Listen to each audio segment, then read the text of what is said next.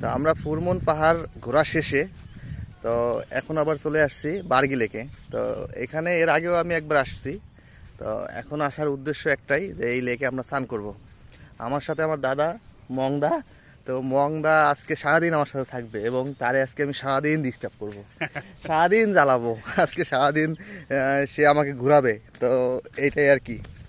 তা সে সব জায়গা নিয়ে ঘোরাবে। তো আমরা যেহেতু সকালে বের হয়েছি, এখন আসলে দুপুরবেলা বাইরে স্নান করে নিব। তো স্নান করার জন্য আমরা এই বার্গি লেকে আসছি।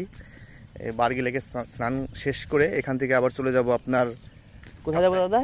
Kaptai navy camp. Kaptai navy camp. তো নেভি ক্যাম্পে ঘুরে তারপরে একবারে বাসায় ব্যাক করব। তো দাদাকে অনেক ডিস্টার্ব করব। দাদার আজকে শুক্রবার, বন্ধের দিনটা পুরো খেয়ে দিছি আমি। দাদার মনে মনে অনেক কষ্ট হচ্ছে যে আমি দিনটা খেয়ে দিছি। কিছু করার নাই দাদা, কষ্ট হলে সহ্য করতে হবে। আমারও ভালো লাগে ঘুরতে। এখানে করবো না, ওদিকে যাবো। চলেন একদম লাস্টে যাই। তো একবার লাস্ট শেষ মাথায় যাই আপনার স্নান করি। তো এই লেকে এখন আসলে জল খুবই কম। তো জল একবারে নিচে নেমে গেছে। তা এখন বৃষ্টি হবে, আর বৃষ্টিতে আপনার কি লেক ভরতে থাকবে। তো এই জন্য আসলে অনেক নিচে নামতে হচ্ছে।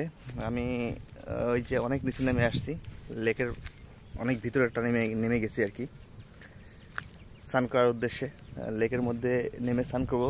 দাদা এই পাশটা স্নান করলে হয় না? হ্যাঁ করা যায় তো, এখানে করা যায়, ওই দিকটা যাওয়া যায়। তাই শেষ মাথায় যাই হেঁটে হাঁটতে হাঁটতে। তো বার্গি লেক এটা আসলে আপনার ফ্যামিলি ট্যুর দেওয়ার জন্য এই লেক। এখানে ফ্যামিলি নিয়ে আসতে পারবেন আর কি।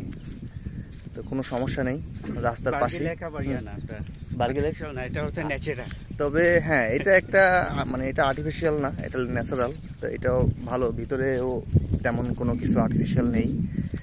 আপনার ওই যে পলোয়েল পার্ক, এটা আপনার কি আর্টিফিশিয়াল। তারপরে যে আপনার অরণ্য, ওইটার ভিতরেও আপনার আর্টিফিশিয়াল কিছু আছে আর কি। তো এটার মধ্যে তেমন নেই। তো আমাদের মতন অনেকেই স্নান করতেছে, অনেকে বলতে দুই একজন মনে হচ্ছে, দেখতেছি তারা জলে ঝাঁপাচ্ছে আর কি। তো আমরাও ঝাঁপাবো, দেখি স্নান টান সেরে এখান থেকে তারপরে চলে যাবো আর কি।